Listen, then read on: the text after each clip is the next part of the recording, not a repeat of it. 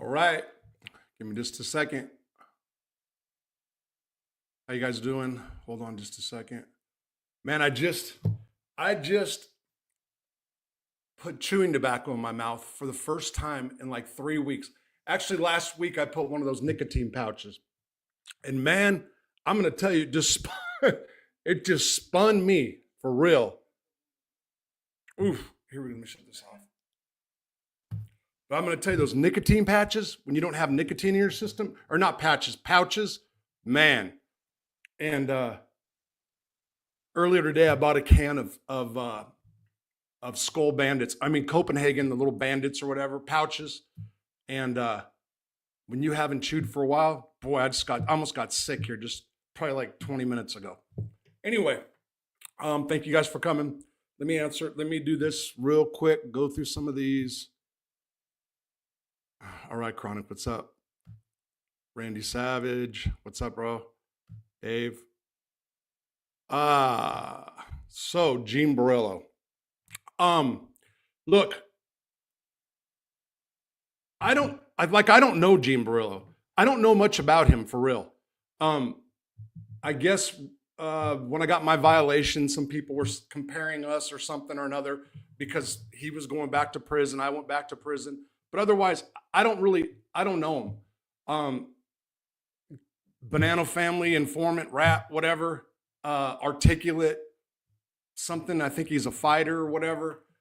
Yeah, I actually saw Jeff Nadeau. I unsubscribed or whatever from those channels a while back. And for some reason on Saturday morning, Jeff Nadeau popped up and I did see that. So I don't know the circumstances, something about a girl or I don't know, something like that, right? But I don't know enough about it, to be honest. Yeah, started earlier, huh? How you doing?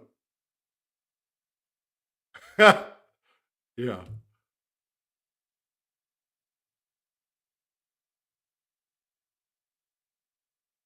No, I don't know nothing about Testa. I don't know nothing about Testa. Let me get a couple of these and then I'll go ahead and get to the heart of the matter.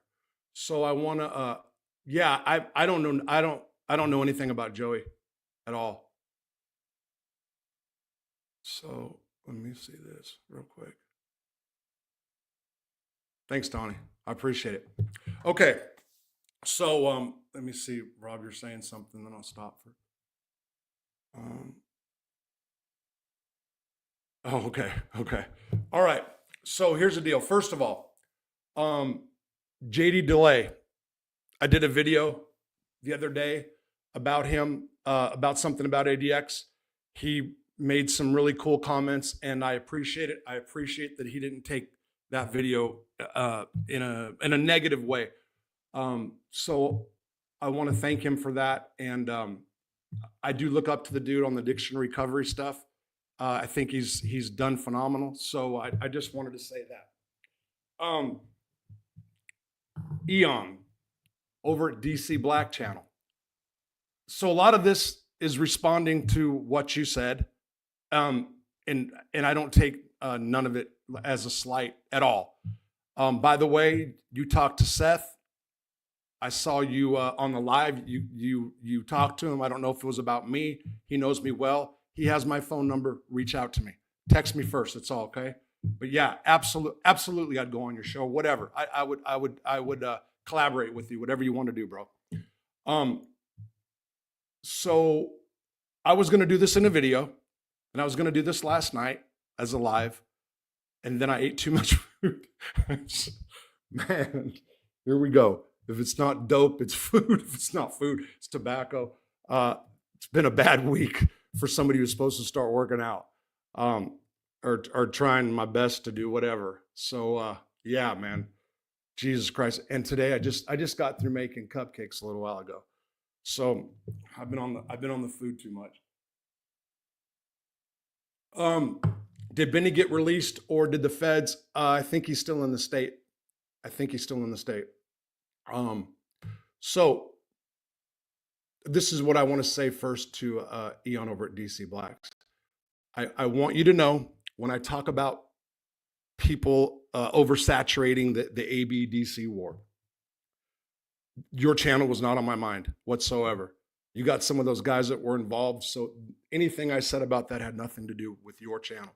I was talking about in general how it's the same stuff's regurgitated is the word I used over and over again. But I just wanted to make that comment real quick. I know you'll hear it, I'm pretty sure. But yeah, reach out to me through Seth. Seth has my personal number, okay? But just text me because I'll never answer it. So text me first. Okay, so nice to see you. God bless you. Oh, thanks, John. I appreciate it. Okay, so here's the story on the title. So do we need to go over this again with the ABDC? So let's just do the outline. So the Aryan Brotherhood, the members in the federal system, the commission, Barry Mills, T.D. Bingham, John Greshner, in the early 80s, got in a fight with some DC dudes, started what will become the DC war. Let's just put it that way. Like I said, I'm just being very vague here, okay? That lasted, the last assault, or actually the last murders from that ongoing beef since the 80s ended at Lewisburg in 1998. Matter of fact, Tammy Kennedy was there in the chat. So most believe that a guy named Al Benton, who was an AB shot caller or whatever, committed one of the murders, one of the last murders against one of the DC dudes. I believe it was an A block. Right after he did it, the following day, he had a come to Jesus moment, meltdown, whatever, and went to staff and told everything. Told who called the hit, how the kites came through, and all that stuff. So pretty much he gave up the gig, okay? So most believe that ended it right there. In fact, that's not true. So here's what I'm saying, and this is from my position, okay? This is what I know. In September of 1998, what is it, Timothy? Big Mac, McElhaney, was sent from Marion back to USP Leavenworth to face trial. Okay, so what was going on with him at the time? In 1995, he was a member of the Aryan Brotherhood, one of the council members. He was involved. Did he call the shot or commit? Yeah, called the shot. So a guy got killed bringing in dope. It was like they had this smuggling operation gone bad. So Mac got brought back for this trial. I came in with Mac. And like I've said many times now, when that dude came in, so he was black box. He was shackled down for real, right? Excuse me. He was shackled down for real. Even going to Oklahoma City, he had his own rec cage. The cops, when they were around him, it was like five at a time.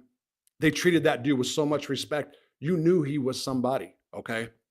Then we get on the plane. He gets off first. We go on the bus, and the cops did everything but blow this dude. I mean, cigarettes, light. They gave this dude everything as soon as we walked into Leavenworth, okay? Well, they immediately separate him when we get inside the prison. This is my first day in the feds. They immediately grab him and they bring him to the special housing unit, or SHU. That is a jail within the prison inside of Leavenworth. It's separate from the regular prison. So they put him in a single cell, and I believe it was on B range at first, okay? So what is common practice, what these guys do, leaders of all gangs, a lot of gangs, when they get busted or have to face charges, they usually subpoena their brothers. Sometimes, I mean, it's for witnesses, yes, but it's a good opportunity to kick it, talk gang business, be face to face, so you ain't got to pass notes, no third party talk. So it's a really good way to correspond with each other. So at Leavenworth, they had Mac in the SHU for a period of time, a couple months, I believe. Well, then here comes the other high-ranking members. Now, I believe it was Mills, Bingham, all the top guys, okay? I believe. I don't know if that's for a fact. I know when they went and did the second trial, because there was a mistrial in the first one, in 2002, Bingham, Mills, and like I said, I was next to a dude named Texas Eddie. So those guys were all there for sure. So I just want to make that clear, but here's what happens. There was a guy there by the name of Red who was an AB, okay? So like I've said before, I didn't really consider him one. Somebody whose comments I respect, dude named Jeff, that was in Leavenworth. He reminded me in some comments that Red was an AB. He got patched up at the ADX, I believe, and he was sent to Leavenworth to take care of AB business. Okay. So he was irrelevant to me for this reason, and I'm getting to this now. So that was September I got there, so it's the following year. I am not a dirty white boy. I'm running with some of them. I was running with the dirty white boys more. I never thought I was going to join at that point, okay? But I'm also from California, so dirty white boys and some dudes from California. I remember Brad Harp, Charlie, military prisoner. I remember he was there. I'm just trying to think of the California guys in my head that were out there. So everybody gets called out to the bleachers. I'm with one of the dirty white boys, so I go, plus I'm from California. And the conversation was that the dudes, the bros in the hole, which was the top ABs, wanted the whites to hit the DC blacks on Halloween. Fact. So while people think that war was done in 1998, it was not done in the minds of the top ABs. They still wanted it to continue. So the dirty white boys that were there, Jersey left. So Robert Wolf, he was the one that was calling shots. Billy Weston. So there was a bunch of DWBs. Dago Joe. Man, I can see them all in my head right now. Okay. So what happens is they talk about a plan, who's going to do what, and it came up during the conversation. Robert Wolf realized that Red and a couple of the California dudes weren't going to be involved in doing anything to the DC dudes, that they were going to stay back. When Wolf realized that, he stopped it and said some really foul things to Red, Tabby Red. And at that point, right there, the dirty white boys made a decision not to follow the AB's orders and not to go hit the DC dudes. So when I put something like this up in the title, it's not that the dirty white boys got involved and said, hey, stop the war. It's that they were being used for the attack. And there was still some dirty white boys that probably aspired to be ABs out of that bunch. I can say a couple for sure. But Wolf, who was from Stockton, from some money, actually, I believe his dad had a big cattle spread or cattle farm up there, put his foot down on it. And furthermore, like I said before, the ABs had some poker tables in Leavenworth that white guys were running, but kicking down to the brand still. So Red was there, like somebody pointed out. So Red maybe got the money, but they sent it up to the ADX, to the bigger guys. So when the ABs realized the dirty white boys weren't going to do it, there was like bad shit coming out of the hole as far as kites. And there was also two dirty white boys, which I will do a video about, who were trying to be ABs, and I'll explain what happened to them in the aftermath of this. So when I put something like this up, what I'm saying is that the ABs tried. The dirty white boys said no. I'm not going to sit there and say that they wouldn't have went if the conditions or situation was different. Again, I wasn't hip or privy to the conversations that happened afterwards. Like I said, I was just hanging around a couple of the dirty white boys, but because I was from California, I was also there. So that's what happened on that situation. So 100% on Halloween, 99 white dudes, probably they would have grabbed some of the, I believe that maybe a couple of the armed guys, I'm not sure. There were some other guys, just not California, but there was other ones that would have went. And it was going to go down on Halloween 99. And that's a fact. And that got stopped by the dirty white boys under the situation I just told you guys about. So that's a little piece of the puzzle that I don't think anybody's put that way. I've talked about this a lot in different videos. what happened, but I never put it in this perspective. Okay. So there would have been, that thing would have continued on had those guys said yes, because there was a plan being put in motion. And those guys in the whole, so they actually went from the special housing unit and they turned building 63, which had 6 bunks to a cell, but they turned that into where all the ABs, their associates, and their handpicked guys went. So there was a couple dirty white boys, not Tommy's daughter, Joey McGee. There's one other one that went back there too. And what they did was guys from the compound sent them whatever they wanted and they partied. They stayed, they shined, they partied. Yeah. So we meaning me and the dirty white boys, made shine in building 63 before too. And in the shoe at Leavenworth. Actually TC pulled that off. Another one of my brothers that's dead now, TC, Tracy Carson. So that's what I was talking about there. I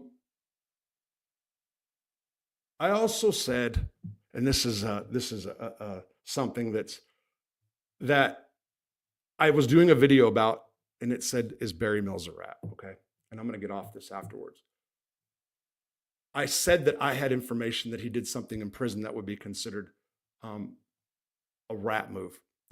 And what I mean by that is telling staff that you can't let somebody on the compound or in your unit.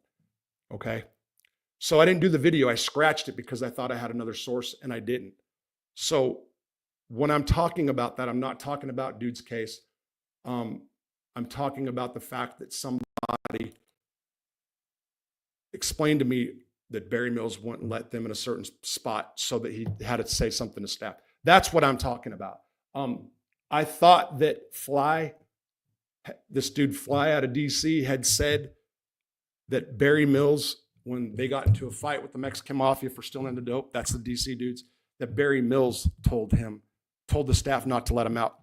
That's not what the dude said. So I went back and listened to 2 different videos and he had 2 different versions. And it wasn't 2 different versions. He just explained further in one. So that's what I was going to run with. So when I said something about Mills, and that's about it. As far as anything else, and I'm gonna address this one more time. I have made a video. I have said something in the live now about the commissioners being homosexuals or bisexual or whatever. That's all true. It has been explained to me that things were different in the 70s or 80s, that it was a status symbol to have a punk. It was no big deal. It was acceptable, all that. Great. My point in bringing that up is I am here to tell you now that that is not acceptable, okay? And the commission knew it. John Greshner knows it.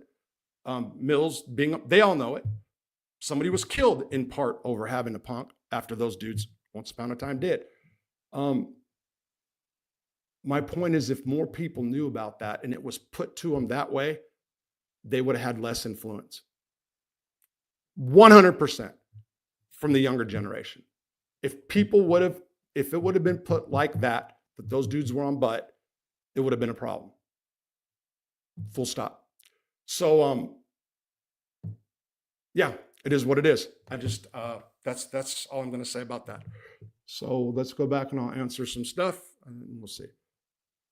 What are my thoughts on Michael Thompson? He thinks he's a professor. It's too much. Montauk, what's up, bro? Okay. Great content, Rob. You don't believe Fly and Barry had any deal? Oh, yeah, I do. Yeah, a juice, 100% I believe that they had dealings together. I believe that dude Fly, I mean, he's the real deal. He's a real deal. What's your take on Michael Thompson? Michael Thompson is a smart guy, another guy that switches his story. Was it blood in, blood out? Was it racist? He switched his story. I would rather listen to John Greshner, videotapes or audios of him than listen to Michael Thompson, because Thompson thinks he's like a professor, you know? So, yeah, another one that justifies. And look, I wasn't from that era. I wasn't there. So, hey.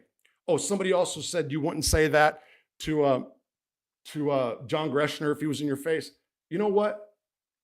Because John Greshner was about that knife. This is what I'll have to say to that. Again, I wasn't there. You know what? I'm from California. I did time in California. Maybe I would have ran lock, stock, and barrel with those dudes. Maybe I would have idolized them if I knew that they're all on. But if I knew they're all homos, I wouldn't. But anyway, nothing against homosexuals. I'm just saying this is a prison thing. Okay. Bobby Ray Shields killed 2 people with a knife. I had no problem telling Bobby Ray how I felt, what I felt, and everything else. So, yeah. So I'm not a killer. I haven't killed. Have I dealt with them and have I had words with them? Yes. So, and I'm not a tough guy by no means. Duck Fart, what's up? Hope everybody's doing good. What's up? What's up, Duck Fart? Bud, your stories are suspect. Okay, that's fine. Point them out. Tell me where my stories are wrong. If you can point them out. Michael Thompson could beatbox. Okay.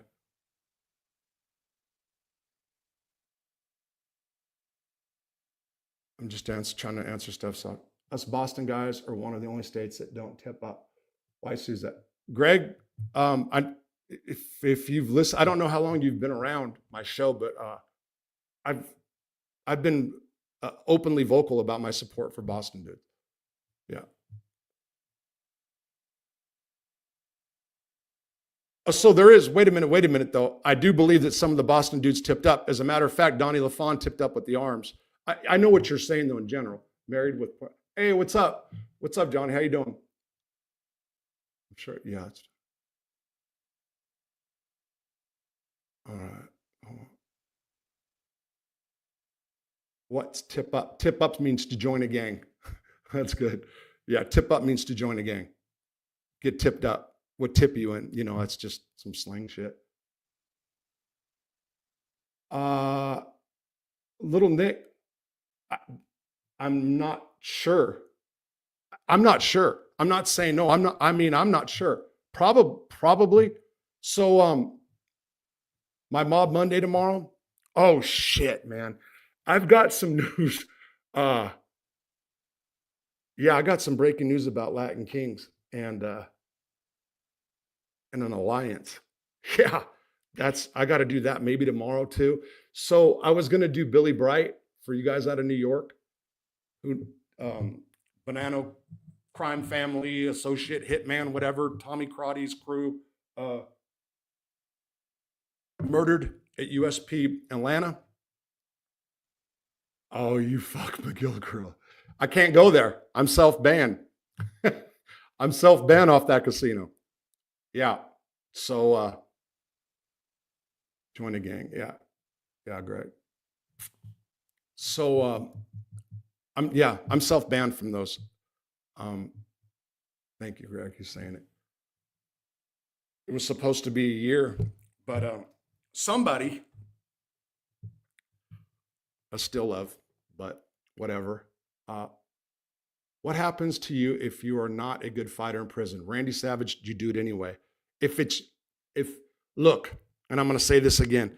When I went to prison back in 1998, you didn't have to go put in work. You weren't required to put in work. That started with the new prisons. That started with, it started out of the new prisons and all the different white gangs, and then the independent car, and then the independent car becoming a gang. That's when all that started in the USPs. Let's say 2004, 2005, because that's when all the new pens really opened. Well, different times, but by 2005, they sent a bunch of white prison gangs into the system. You had a revolt against a lot of like the dirty white boys. Different things were going on. So guys are now required to put in work if you're white.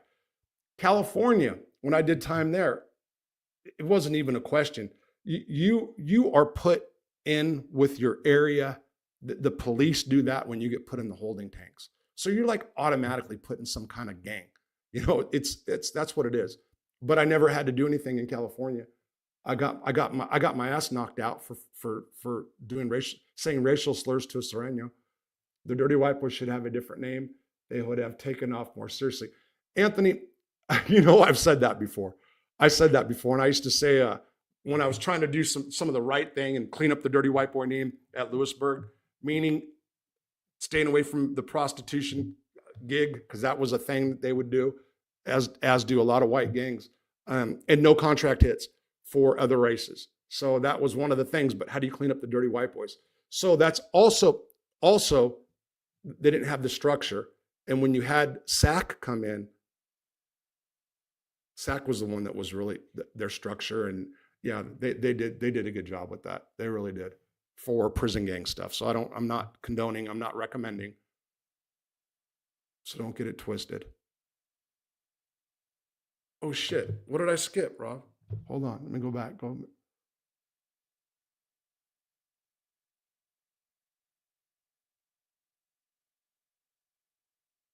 I don't know what your question was. Okay. Yeah. No, so here's the deal with me. You know what the deal with me in fighting it is?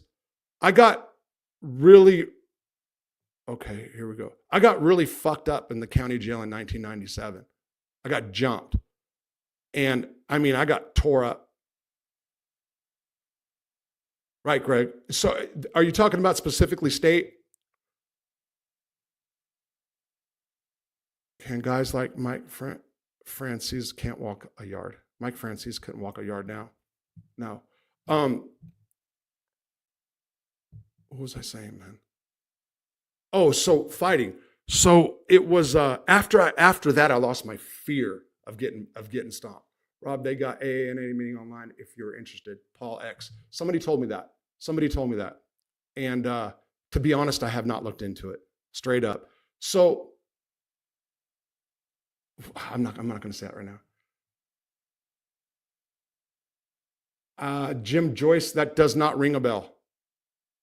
No, that doesn't ring a bell. That doesn't ring a bell at all.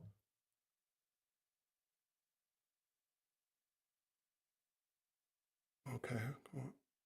Lowrider, what's up? Okay, let me do it this way. Okay, what happened, Rob? What happened with what? What? You cheated in a card game, got into a fight in a casino? What are you talking about? What is that? What are you saying? Jim Joyce, Bright shows up in some old footage of Brooklyn when they were on the hunt for Sam. So yeah, I got a photo. So yeah, I did something about that murder, but I'm gonna go in, I'm gonna give more detail, and something that the guys that do the mob genre and that go research court documents will go research this for sure. They're going to try to see if I'm full of shit, number one, and it's actually something. So you'll see tomorrow. You'll see. Okay, no, Mike Francis can't walk a yard. Yeah, for sure. He wouldn't even try to walk a USP yard. Nope. There's 2 white factions in mass prison. Okay. Thanks, Greg, for saying this too. And I appreciate that when I don't know, especially about different state prisons. Dylan, what's up? That's funny because I'm pretty good at it, but get nervous. Anthony. Okay. I'm banned from the casino because my wife banned me. Made me self-ban. That's what happened. Okay. My ex-wife now. Oh, Philly guy, meth. No. The meth guy out of Philly was Nick the chemist, Greek guy. I forgot his last name. Nick. That's the guy out of Philly that I knew about. The big meth case. But I can't. That doesn't sound familiar. 7Q, what's up? Okay. What if you're white Jew in prison? Do the white guys hate you? A white Jew in prison? No. It's not. So they just stick to themselves. So usually like a white Jew in prison will do the whole Jewish service thing. So you'll know. Now, I've never seen anybody bother. I've never have. I'm sure it happened or could happen. Billy from Bensonhurst. Yeah, Billy Bright. I'm sure. I'll answer that. She's here and she's doing really good. Yes. What's up, Eric? The toughest federal prison these days. Look, every prison has its day. So what's popping right now? To be honest, so I really don't know. Do you know, honestly, probably Chad Marks would know that, like right offhand, as far as which one's the worst right now. You hear guys come from Beaumont or Pollock, and they'll tell you it was the worst. This is the guys that were coming to the cancer ward. So you got to remember, I only went to Cimarron, which is a private prison. I was in the low level, then the medium level after, but I didn't really hear too much about, what was going on. I only heard it from the guys that were coming in that had cancer. And there was somebody from everywhere, from Lee, from all the prisons. And they just all talked about how much meth there was. You and Joey not only both blank booked in casino, Greg. Yeah, I was only supposed to be banned for a year.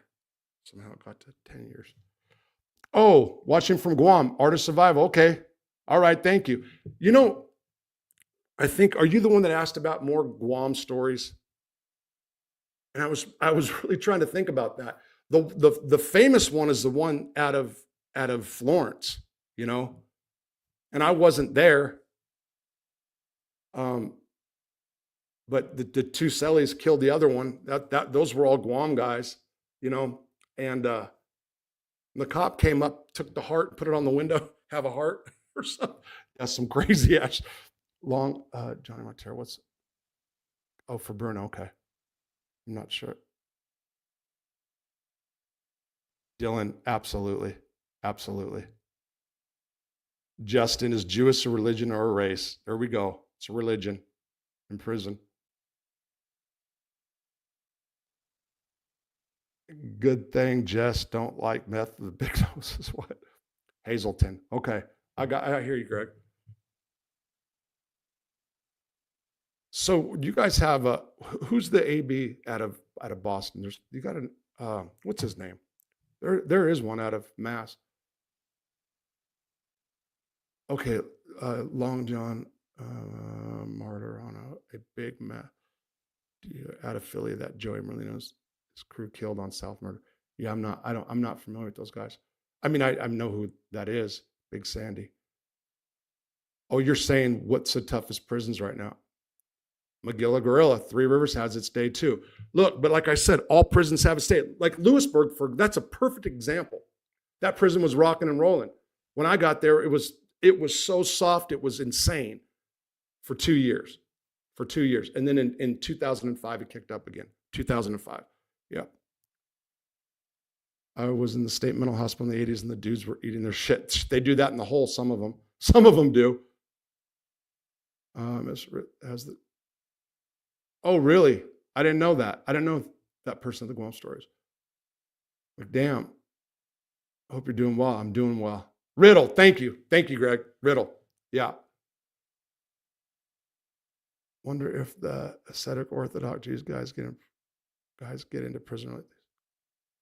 Okay, so when I was in the Butner complex at the hospital and the one, there was those guys that did bad shit, to kids. A couple of them, a few of them, like 3 or 4, Excuse me. They got prisons for that now, for the people with the real bad stuff, Steve Riddle. Yeah, thanks. Thanks, Greg.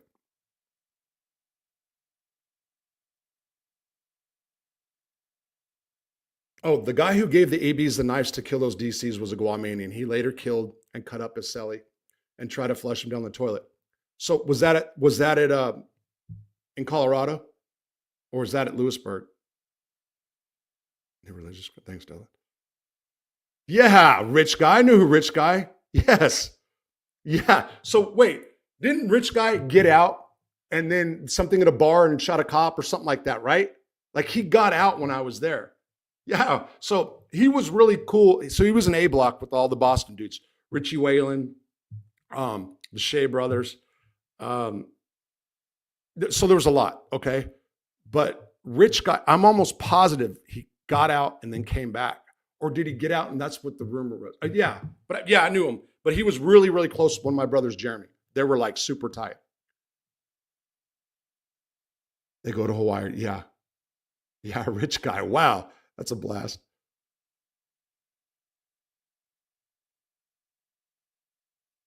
Oh, so he was. Oh, I did see. He has a channel. I did see that. I did see that. In prison there would. Colorado guy named Rudy. There it is. That's what it was. Yeah. They got drunk. They were putting 3 to a cell and killed him, cut him up. But the thing was the heart. Like they smeared the heart on the window and said like have a heart or something crazy.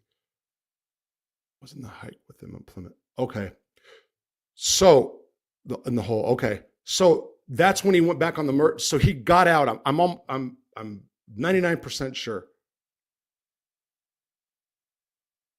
And then he went to state. So that would have been a state thing. Look up. Really? He got a pardon from Trump? Yeah. Jim, yeah. Both of them. Jackie and Anthony. Yes. Good guys, both of them. Both of them really good guys. And I like Richie Whalen too. He got out and overdosed. I knew his dad. His dad was at Leavenworth with me. He was in B Upper. Yeah. Anyway, so let's see. Yeah, Guam doesn't have. Boston Billy, Donnie LaFawn, Donnie LaFawn's brother. Yeah, I know those guys too. Yes, I knew Kicker. Yeah, absolutely.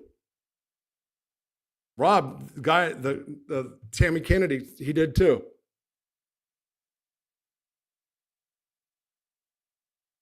All right. Oh, Greg, thanks, man. I appreciate it. Thank you. And thanks for the letters. Really, thank you. And other people that wrote, thank you too. Man, I don't think I ever said that after I got out. Yeah, I appreciate it. I appreciate it. What's the worst riot you've seen? Riot. So, what? Okay, so I'm trying to think of the different. That there was one at Lewisburg with the DC Muslims, I think, where everybody was out on the yard. Was that the worst? So the Sebastian County Jail, I was involved in one. That was pretty, that was pretty wild. I mean, it wasn't like a riot like that. I think when the Texas, was it the Aztecas or the Syndicate? I forgot which ones. I think it was a Syndicate. Hit the Latin Kings. And that's right after I got, so that's like November, December of 1998. It wasn't a riot. No. That's not what happened. It was after the Florida, the black guys from Florida and North Carolina went at it. And they used the pool tables and they went at each other with pool sticks and pool balls. That was a bad one. But what ends up happening is people didn't lock down afterwards. And then they started breaking the vending machines. We had vending machines. Fuck, I love the vending machines. Except the storemen used to buy them all out. Billy Brimer. No, I don't know that name. That's not Kicker's name, is it? But I can't think of. Maybe Billy was there. Oh yeah, so he was in this guy. I had to sell the feed. Wait, Joey, what? I had to feed the booger eaters and the turtle. That was your job, huh? As a trustee? Yeah, Kicker was nuts. Kicker was nuts. and rich guy.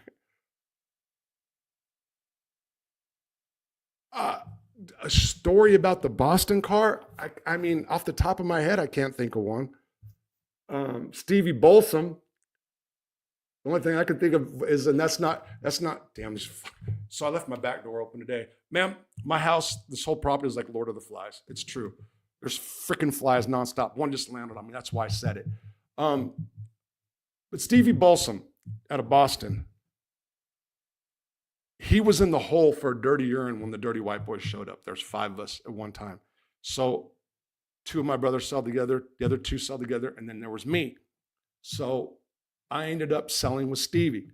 Jesus Christ, you talk about scared. You talk about scared. So the first thing, when I'm in the hole, the first thing I do is I'm getting a batch of wine.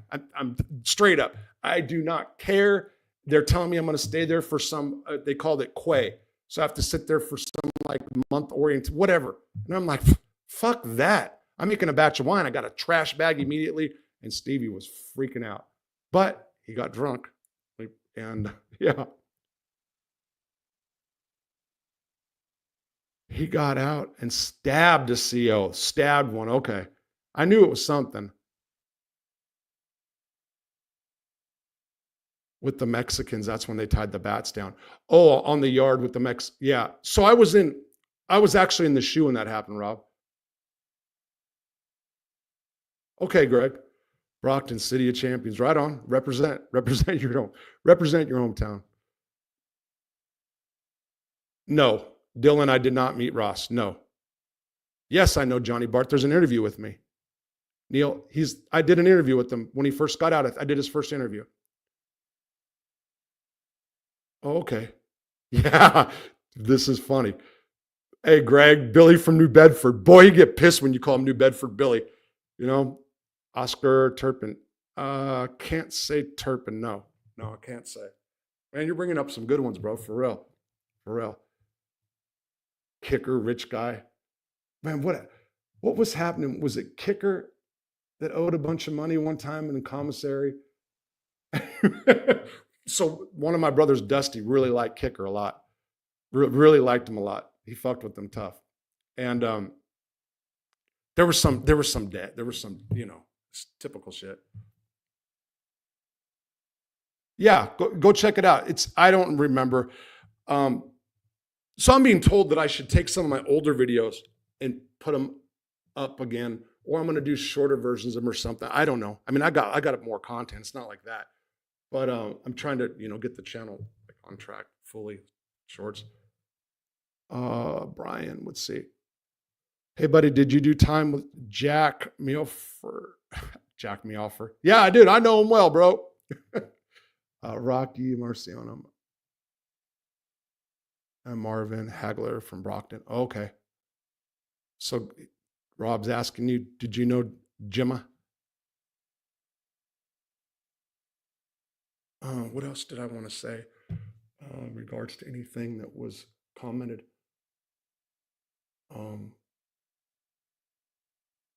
Shit, I forgot, man. I should have wrote something down. Matter of fact, I did take notes. So this dude Elon was asking me some questions or whatever, and he said a few things I was trying to figure out, but it's all right, no big deal. Oh man, so the food, it depends on the prison. It depends on the prison that you're at. So Butner FMC really wasn't that bad. When I went the last time in 2007, the food, they didn't put like any salt, seasoning, or whatever. Now that they cooked it, it depended on the head cook too. So we had a dude from New York named Brockton, Mr. Brock, and he cooked, and this dude. So it depends on if the cooks want to cook too, because they have it. They don't have the kind of material or the seasonings and stuff we did back in the day.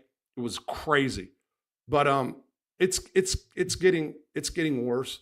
I will say that Simran's food was pretty decent.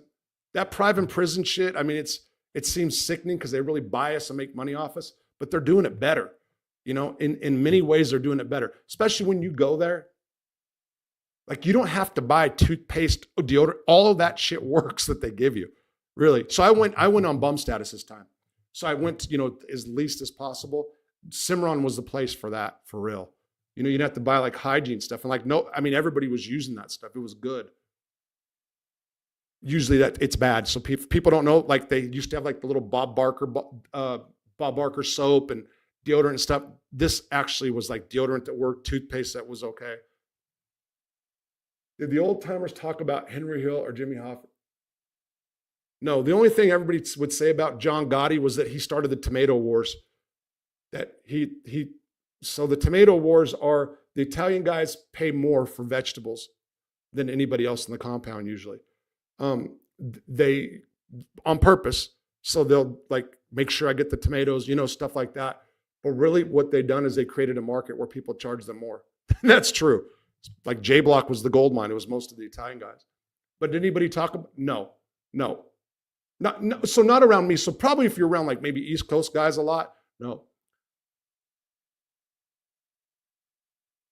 Oh, Spirit of New Orleans. Angel Richard is angry at Josie. Oh shit. I'm not biting on that. I'm not biting on the mob tube stuff. Do you know a dirty white boy named Bo? I can't say so. No, I can't say that I do. I know the Houlihan. Wait, were you in the Houlihan? Wait, were you with Houlihan's pops? Mikey, like the main one, he was there. Lewisburg Chow Hall, pretty good. Well, it was pretty good until 2004, Rob. Even because I remember when we got there, Jeremy was cooking, and I mean, it was still pretty decent. They still had the salad bar. You can still eat the soup, you know, like you can live off the salad bar once upon a time. Oh my God. Yeah. So that was, you're going back, Dylan, you know, when Gotti was in and as far as sneaking stuff in. We'll look at the camps and stuff. Hell, I don't know. I wasn't there. But Junior Bradley at Leavenworth, this is out of Kansas City mob tied guy or whatever. That dude had it going on. So back then they used to contract with the local markets, beef, vegetable, whatever. And like, I guess Junior had a produce company and they used to contract from the families, but he got fucking everything. So when I got to prison the first day, I met John Stamfa from Philly. And because of my last name, I didn't try to go represent like I'm an Italian and hanging out, you know, because of my last name, he sent me a sack through Junior Bradley. And the sack had stuff that you can't buy. Olive oil. I mean, just this stuff that they didn't have in the prison commissary, you know. These Italian cookies, shit, I don't even remember the name from when I was a kid, but all kinds of stuff. Yeah, the Code of Silence case. Yeah, so that's Mikey was got screwed out of them all. Somebody said he was at Butner now. I'm not sure.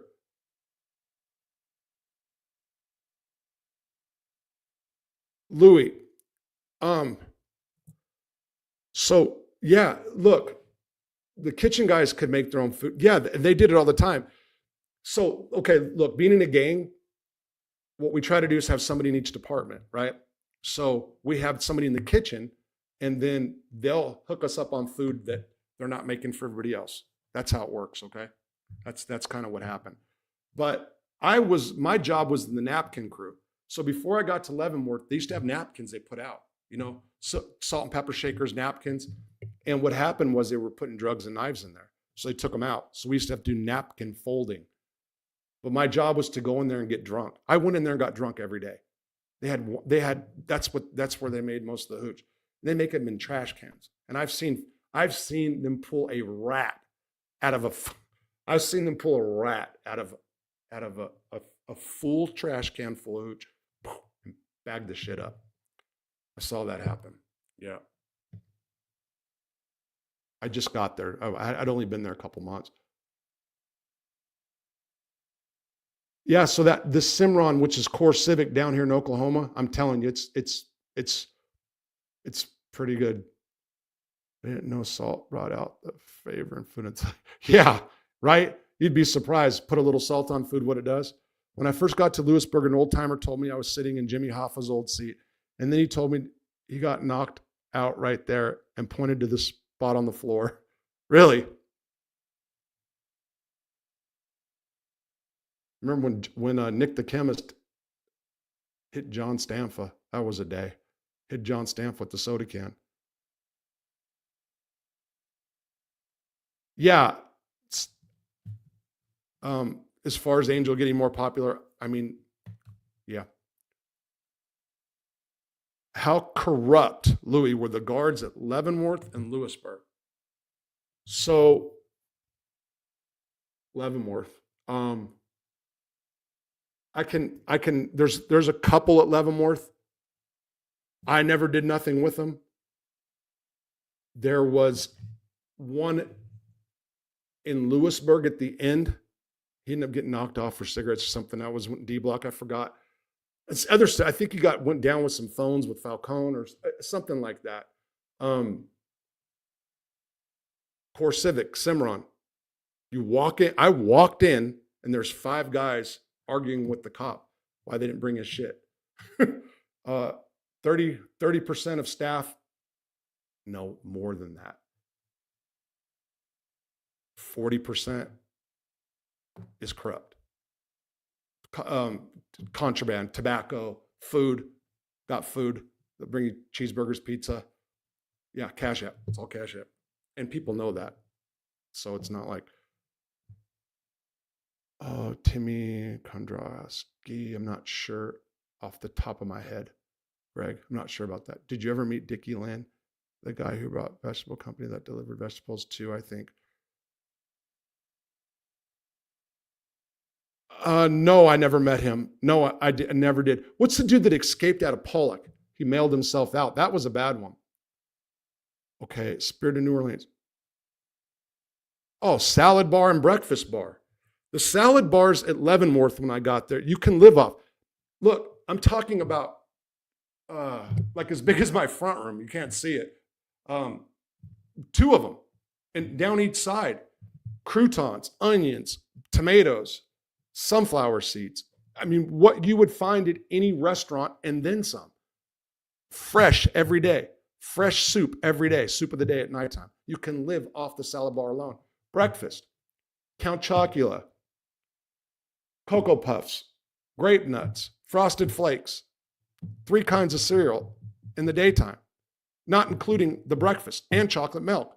Toast twice a week. No.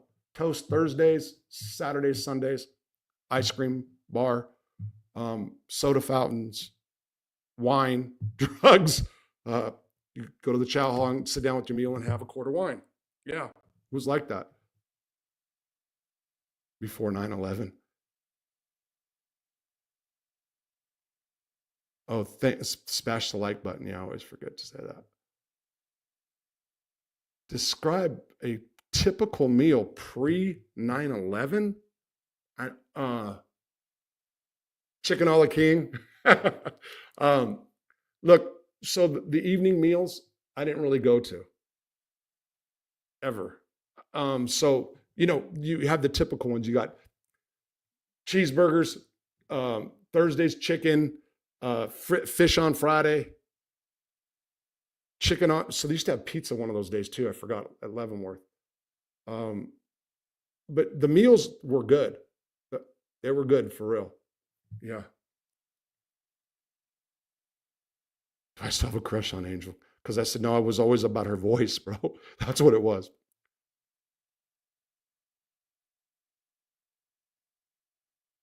Oh, yeah. So the newspaper was one of the ways. Dylan, somebody asked me that. I can never say never. I always want a place here, whether it's this place, this place is just whatever, but you guys, if you see like right behind me, and when I'm driving from Fort Smith or from Poto, Oklahoma back home, it's mountain, and it's beautiful. The town is like all these towns that are dying back here, and you got your problems in the town. And I've got problems too because of me being me. But I mean, I don't care. There's something about this place. but there's also something like dark about this place. But would I ever leave Arkansas? I don't know. If the right opportunity, I maybe, you know what I mean? Um, so I'd have to see. Yes, cereal. We had cereal. Oh shit. Hold on, Greg. Do they do the day scam in the feds set so-called straight? Okay, hold on. Did they do the day scam in the feds set so-called straight dudes? Oh, just explain that a little bit better. I'm just missing it. There was a guy at Three Rivers who mailed himself out in the unicorn crate. So there was a Pollock guy that did that. But I don't know about Three Rivers. Louis, no. No. Yes, chocolate milk. Yes. Dylan, so the first letter I wrote my mom when I came home from when I was at Leavenworth was if the taxpayers saw this, they'd shit. The food situation. I mean, it was just they had the mentality to feed prisoners and then they wouldn't riot and stuff like that. That was the old school thinking, Now it's they don't give a fuck. Now it's they're not going to worry too much about rioting because the gangs will just police themselves and beat themselves up. That's one of the problems with gangs. People think the gangs go against each other, races and stuff. Shit. It's so rare. I'm not saying it don't happen, but it's rare. It's rare. Yeah, it is. Shit. Okay. Did they take that away? Yes. They took the soda fountains, they took the chocolate milk, the cereal bar. So you got like oatmeal in the morning with a piece of cake. The quality of food. So I remember seeing something they used to rate food like or produce, like A produce, B produce, C produce, D produce, or something like that. It's like C quality food. The food's just, and that's why everybody's got a lot of people that are fat in prison, including myself, overweight. I mean, there's guys that work out and stuff, don't get me wrong, but the foods, you've got to actually, buy from the kitchen guys and get like produce and stuff like that, which nowadays produce means onion, bell pepper, tomato. Fuck. I mean, there's very little produce. Okay, guy out of Philly. Hold on. Guy out of Philly who built box, put himself in it, and was in land for 4 years. Got caught in Michigan, making meth on his farm. Really? That's funny.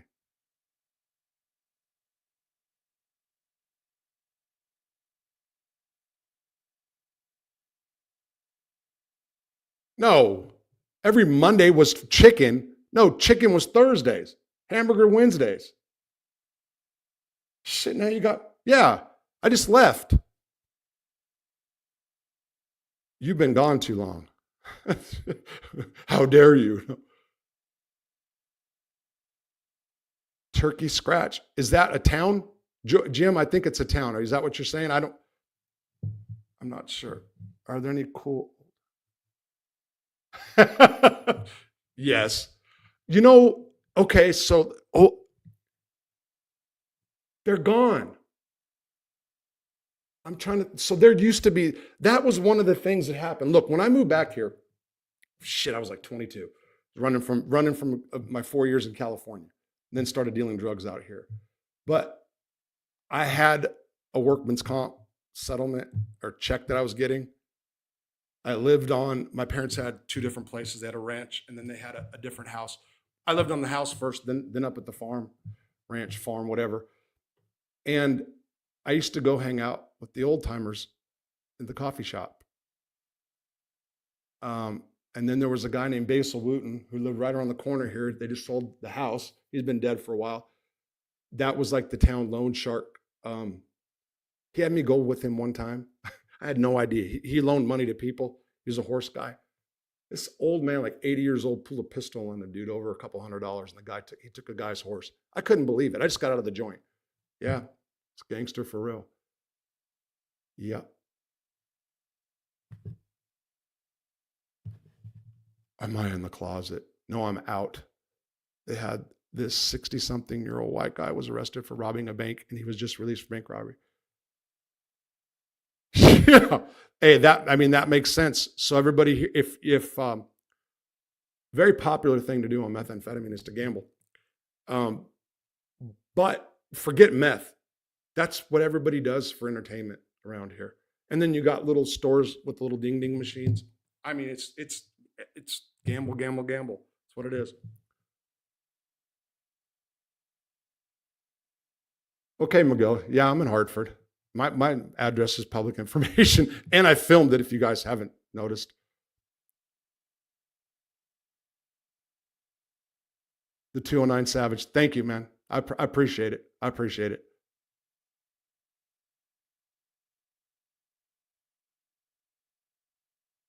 Really? And then he went on a bank robbery spree.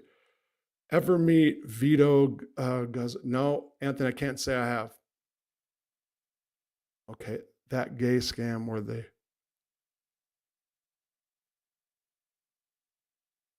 Oh, no. I've never seen that. I've never seen that. What did they have? Never were they threatened out. So who was the dude from Boston? What the hell was his name? Man, he used to say he was in his... Damn, I forgot his name. But he was big on doing scams. I got a video about one of my brothers that his brother put him on a pen pal site for girls, you know, and this dude contacted him, real rich guy to New York, and would want to role play on the phone, and he would want to pretend that my bro was escaping prison in chaps, escaping prison. And then he would break into his house, hold him at gunpoint, put the gun in his mouth, and then he'd have to guess the amount of money that he had in his wallet. And whatever money my bro guessed, that guy would send him Western Union immediately. Rob, do you remember that? When that was going on? He would come back and he felt like a nut. He was so mad. He was so anti-homosexual, this dude. And he would just, you can just see him burn up. But the dope hit. And we needed the money. So I'm like, go, bro, go. Come on, let's go. Yeah. Sick fuck. Oh, and with the money he sent, he had to have 3 pictures. Okay, Joe. Randy, thank you. Yeah, the Cash App and Chime's up there. Thank you, Randy. One of the few mobsters, what you're going to say, put in work behind walls? No, Greg. They do it. No, Core Civics. No, it's not that, but it's one of those companies. And that company they have, again, Core Civics, not much bad. How much money was there in controlling the prison rackets in the late 90s? Was drugs by far the biggest moneymaker? Dudes made all kinds of money. But there's a paper trail unless it's a paste. Okay, Louis. Okay. So the gambling tickets really, that's, look, for sure drugs. But with us, we did drugs. So you're talking about a bunch of drug addicts, that's not a good deal. Although I can say that there's some people made drugs. I made money off drugs, but I was doing it on the outside too. And there's videos about that when I first got in. But the gambling, I mean, you're talking about $20,000, $40,000 profit off football season, stuff like that. It's big money, you know, and sometimes more than that. So there's a lot of money in that moonshining. So a lot of the guys I hung around with used to make shine. I don't have the patience. I fuck it up. I want to now. I mean, I've thought about it just for novelty. Okay, Spitterling.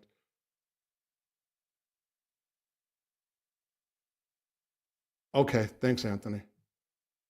Skrilla, what's up? I was watching your channel and seeing you were live. How are you doing? So you were in the USPs, which is hell on earth.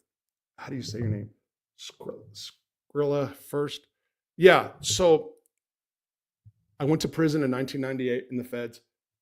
5 years Leavenworth, 5 years Lewisburg. Butner, FMC, Butner 1, Butner 2, FCI, Terre Haute for 9 years. And before you say, Butner 1, drop out, I had cancer. I had a SEP at the Deuce. So I was at the 1 for 3.5 years. Then I went to the Deuce. Then I went to Terre Haute. That's how it went down.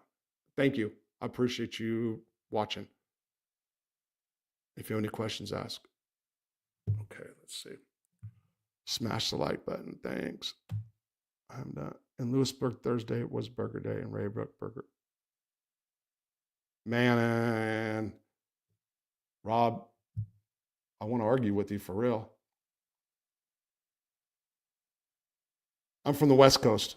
I'm from the West Coast. I live in the Midwest. I'm from California, San Pedro, and I live in a little small town in Arkansas right now. Oh yeah, Anthony, that was a hell of a wreck. Apply for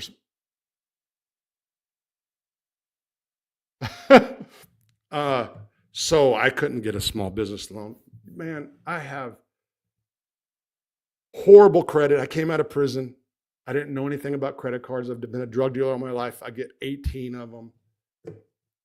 Treated it like it was my paycheck as I was doing other things. And then then I had real estate, then I gambled, and then it just fell apart. So I got terrible, terrible credit. You're in the dungeon, and I hope that you're not institutionalized for sure. For sure. I have institutionalized ways. From there, it's Hamlet or Marvell. Wait, who? Levon Helm is from there? I know where Marvel is. What about, you know, the band? The band? Yes. Okay, what's your name? Scar? Yes, this is my home. I like the demographics there as opposed to Mississippi, Alabama. My backyard starts one mountain. So the neighbor had the fence down in the back. There's hogs that were rutting whatever they're doing in on one of my lots. There's like 4 lots right here. But man, look, so well, if you guys, I don't know if who's seen my first live. I came home flat broke. I still have got big financial problems, okay? So I don't even have lawn equipment. My grass needs to be mowed right now. Fuck. So that's gonna catch up with me right now. You know, I've been able to squeak by everything, and this fucking lawn is gonna drive me crazy, but it'll happen. But yeah, so you can Google Sugarloaf Mountain and Poteau Mountain if you want to. I'm gonna do a video this week on Sugarloaf Mountain, murder on Sugarloaf Mountain. I think I'm gonna do Arkansas tweaker stories here coming up too. Pulled out of the Nazareth, feeling half past death. Okay. Bingo. Anthony, bingo. Miles Connors. Miles Coker. I don't know about Connors. Coker was from New York. Black dude, biggest bookie in Lewisburg. Yeah, it's all little ding ding machines here. Prescription methamphetamine. So I know a lady around here that the feds came to her house and told her to stop ordering some kind of pills. Yeah, Spirit of New Orleans. It's gonna look at that meth thing's gonna change. I do believe. Why? Because the prices are going to go up. What did Carmine do in his free time? Think about food. think about when we're going to make Thursdays and Sundays. Look, read newspapers, read all the New York newspapers, watched TV. When I was with him, he was at the end of his bocce ball days. Last year, he wasn't. Yeah, the first year he walked, like he would do a lap around the track and stuff, but after that he didn't. But a lot of TV and thinking about food. Had food anxiety. Okay.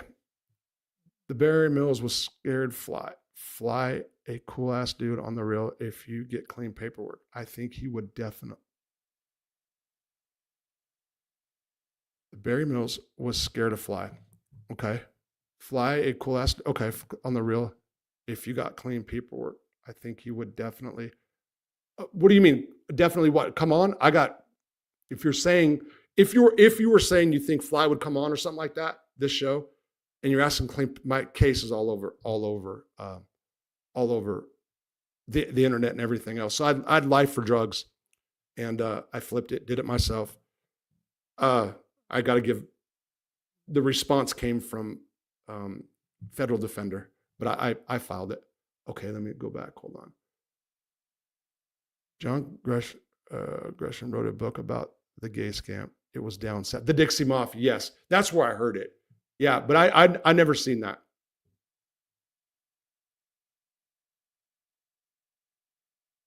I'm not going to say everybody was in prison was loaded, but everybody had a vice pretty much. You know, there was one guy, a big dope dealer, and he really didn't have vices. I think money was, you know, but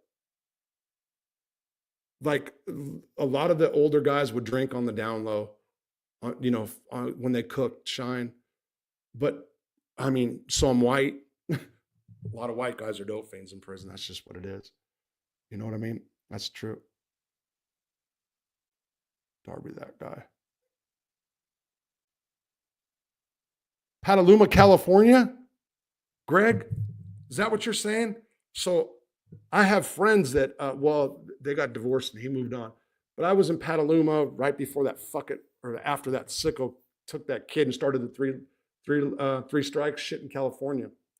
But I lived in Cayucas, Morro Bay, and then San Pedro. But yeah, 18 credit cards I did. Fucked them all up. Damn, so you seen the feds win so-called sweet joint for monsters? Because back in the day, you know, they would say the Fed is easy time, but now it's different. Totally. Yeah, so it wasn't, look, I remember, so I did Arkansas time, I did California time, and I did Fed time. And there were some times I thought California time was better because they did have conjugal visits, but it was always gang time. You always had to have the gang face, is what I call it. Arkansas was butt fuck degenerate. Jesus Christ, man. It was crazy. That changed in 1998, but it was just homosexual. Fuck. Jesus Christ. It was bad, man. Bad. And all that, they had the hoe squad where you go out there and cut grass. I dodged all that because I had back surgery. And I already knew the game. The trick is when you go to diagnostic unit, they want you to bend over and touch your toes. And I went like I couldn't bend over, so I couldn't work. Yeah, so I learned early. I've dodged prison jobs my whole life. Yeah, but I saw it flip for sure.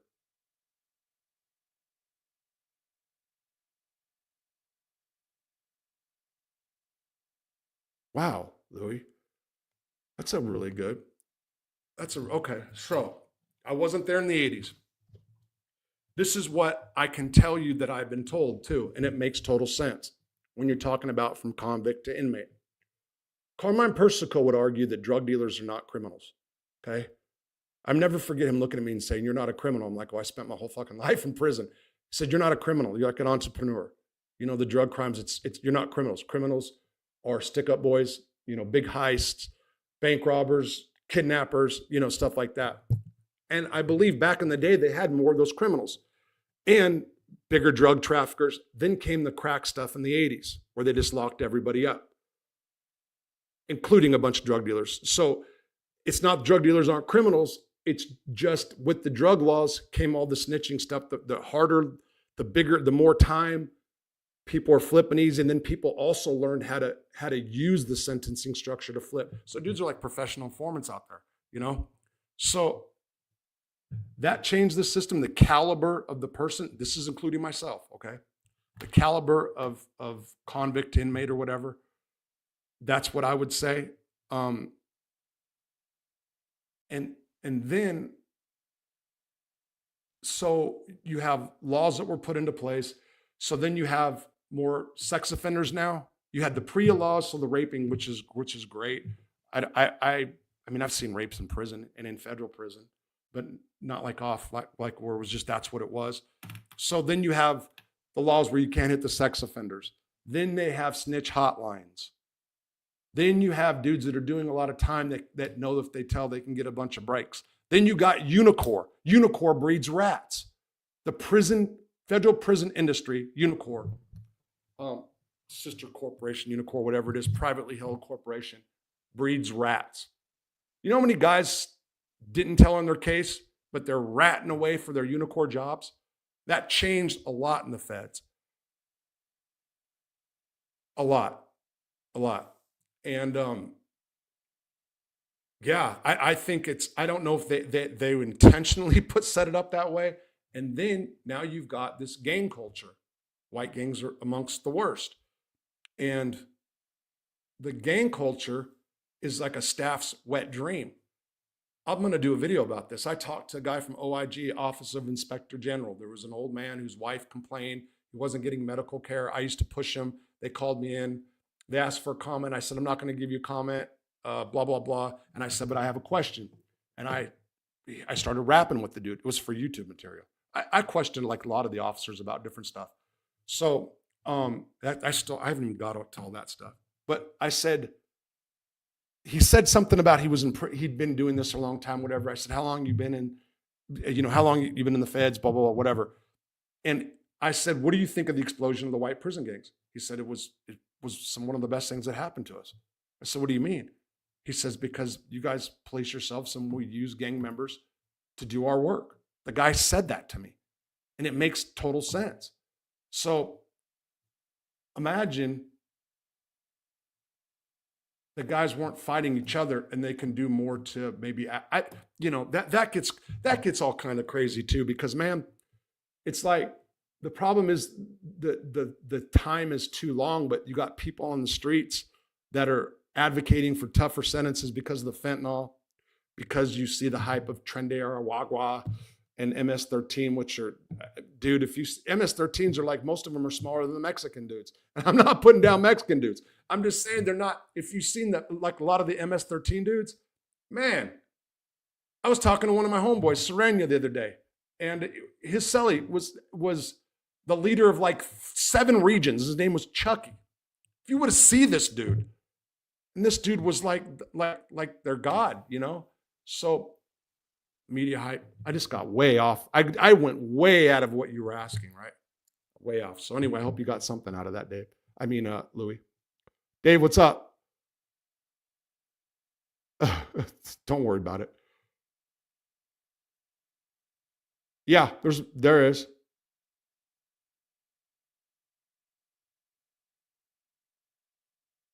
Yeah. That was actually Poto Mountain, and she picked that fucking spot.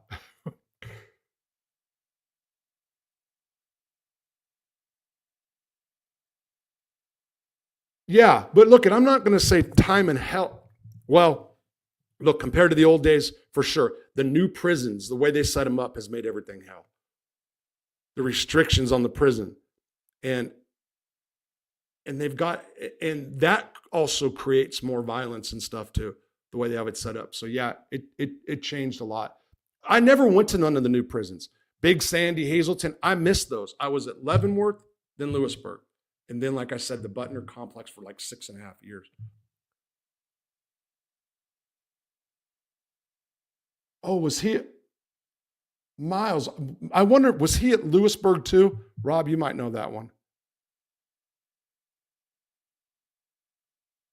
Oh my God, Spirit of New Orleans, you're trying to start shit. This guy, there's some guys on the mafia genre that were talking shit. One guy was talking shit about me, and they were telling me that I needed to study history because I don't know what I'm talking about. And I'm like, you jerk offs, I lived with these people, and I wasn't even saying it proudly.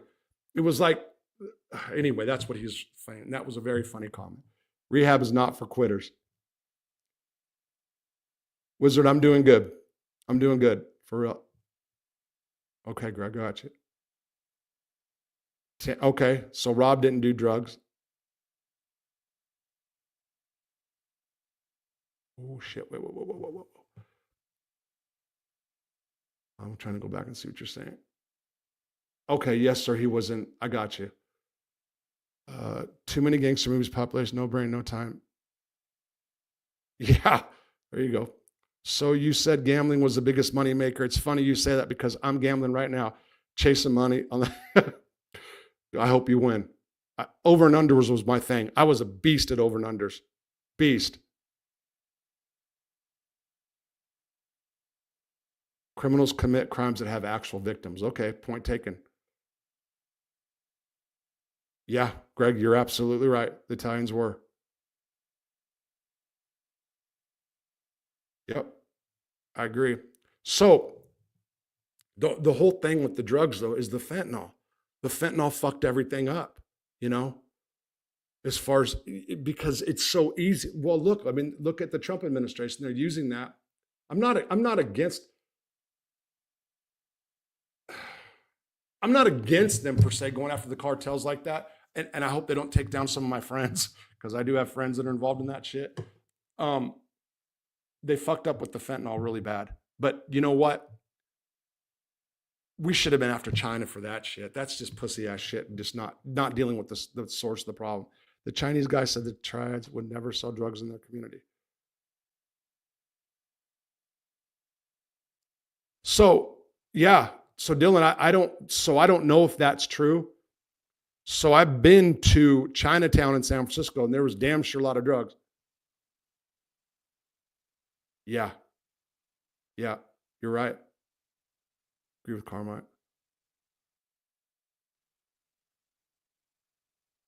Oh no, Greg. They have not they have call. It says call. Call. They don't call it a snitch hotline. Report. There's a number. People call. I got knocked off. And I mistakenly said a guy from DC. It was a guy from Philadelphia named Gary. He called the lieutenant's office and said that I was drunk because everybody fucking owed me freeze out money. And it was easy to knock me off, at least give them a delay or whatever, you know? But yeah, it says that. Fuck, it says it at Cimarron. Yeah, Butner for sure. But yeah, they've got snitch hotlines. So he's talking about people dropping notes. I was going to do a video about that too. You know how many times there's almost been like this big gang fight or somebody was going to do this or do that, and then somebody dropped a note like straight from out of the gang. That's what really happens. So dropping a note means to put a note in the mailbox, and then the cops get it during mail time. That's called the note dropping way. Yeah.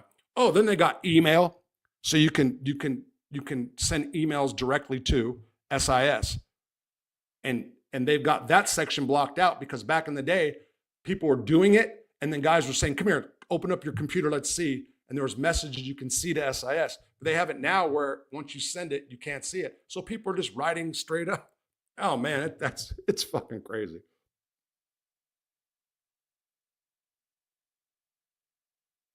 Yeah, Skrilla first. Okay, I hope I say that right. Yeah, I mean that was there was a plan about that. What book is that? It was one of these conspiracy type of books, but they had this like in 1964 as far as using prison for labor, which Unicor. So that was like set up a long time ago, you know? This isn't just something new. And that goes with the whole ADX type of thing too. You are really what the fuck? Let's forget the 14 words. I'm one of the very few. Don't do that. Don't do that. The Crumb Bush's family own everything. Commissary in all federal prisons. The real crime is up in the hill. Was it? Yeah. You've seen how they moved all the MS-13 members to Lewisburg, I believe.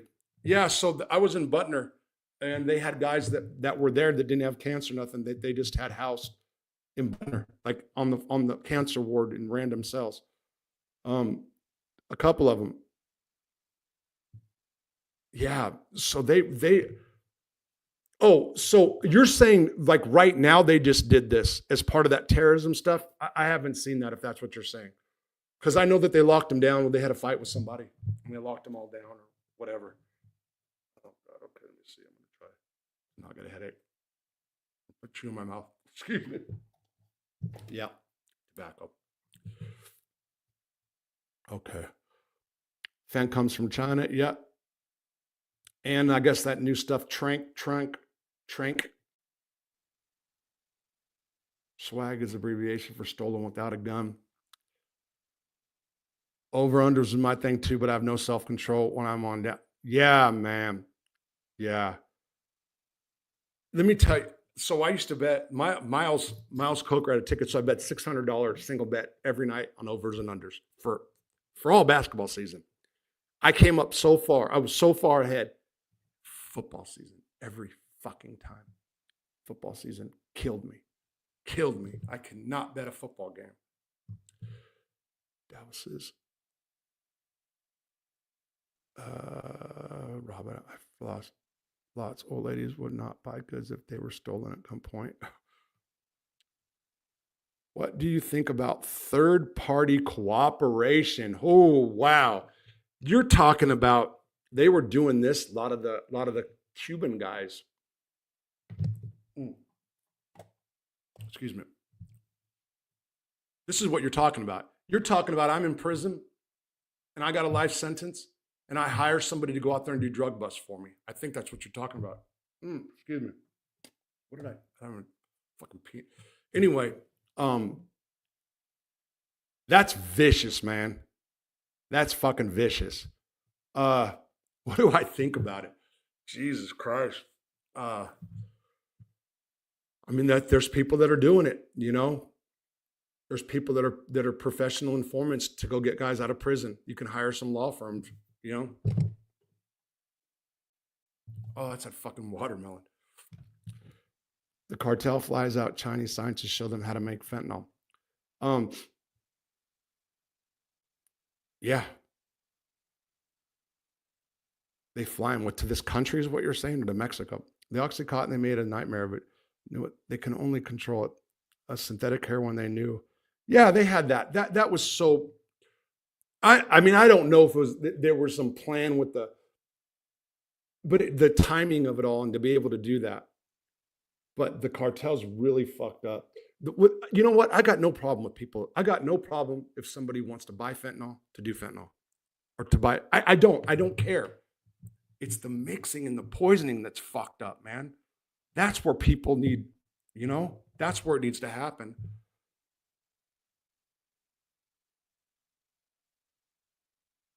So if you are reported, do they even check if you're drunk? Oh, no, they'll check and see if I'm drunk. Yeah.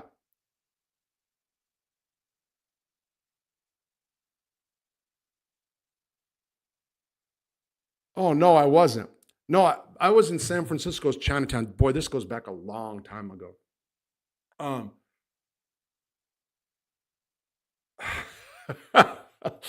This is a fucking hell of a story, man. I married the second person I married was a crack addict. I'm going to put it nicely. Lady of the night, crack addict. She was born and raised in the trailer parks, but we used to frequent the projects. Pretty girl, street girl, fucking turned me out, turned my surfer ass out. Jesus Christ, man. We were in San Francisco and she got drunk. We were on Pier 39. And I want a stuffed animal for this girl. And she walks downstairs. She wants to buy a jacket. I just got a big settlement, by the way. And I was in California from Arkansas to pick up a bunch of drugs. Okay. So we're on Pier 39. And all of a sudden she comes and tells me that this guy gave her a stuffed animal. This is stuffed animal. She was totally drunk. We get in this big fight. We go back to the hotel room. Do drugs, have sex, fight again. And she leaves in the middle of Chinatown and runs. And she used to run track. And I followed this girl. And it's dark. And this is not a place that any white people should be, for real. And I come up on these girls. I see these two, what look like a silhouette of two girls in this, it was like a 3-story upstairs, this staircase down below. And they were prostitutes. And I asked the girl, I was fucked up. You know, I was cranking. And I'm like, hey, you seen this little white girls, 2 black girls? And there was a white girl they were knotted out on heroin. I said, you seen this little white girl? She said, we got a white girl right here, honey. And she lifted up this girl's skirt. And all of a sudden, I felt like something touched my ear. It was like a brick. And she wasn't my wife then. She threw a brick at these girls and hit one. I mean, fucked this girl up and just came out from, she was trailing me as I was trying to find her. She's crazy, crazy girl. And she jumped up and jumped on these prostitutes and started beating the hell out of them. Next thing you know, I'm beating the hell out of them. This was terrible. And this girl pulled, it was bad, man. It was bad. That happened in Chinatown, San Francisco. Wow.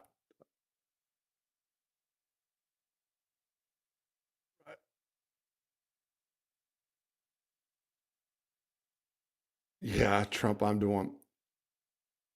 What happened to all the heroin? I don't know. Jim Joyce, thank you. Levon Helm was a singer in the band. You know, they drove old Dixie down. Yeah. Oh, okay. I did not write the short post. Thanks, Jim. And thanks for the money. I appreciate it. For real. I'm the one. Thanks. Here he is. I said it in the beginning of this. Eon, I said it in the beginning. And if you just jumped in, I opened it up for you. You can ask me other questions, but I told you, I don't know if Seth Ferranti called you and talked about me when you're on that live. But if he didn't, get my number from him, okay? Text me first. Just tell me who you are because it's not set up like that. I don't answer the phone too much, for real, because anyway, but do that, and I got you. I want to talk to you, for real, okay? But you can ask me questions right now, for real. Go for it. They killed, the Black Hand they took down on. Okay, because they killed it. Oh, yeah. That you're talking about what happened. That's right. MI13. You were hanging in the Mission? No, it wasn't the Mission. It was, but it was Chinatown. So what happened was it was the Grunion Run. You know about the Grunion Run? So all the fucking hotels, excuse my language, all the hotels in San Francisco were sold out. And we just decided to go up. We were spun, man. We were spun, all right? My sister went, my nephew, Jesus. It was supposed to be fun, and it turned into a bad trip. But I know about the Mission. Yeah. Hey, John. Okay. All right, from Davenport.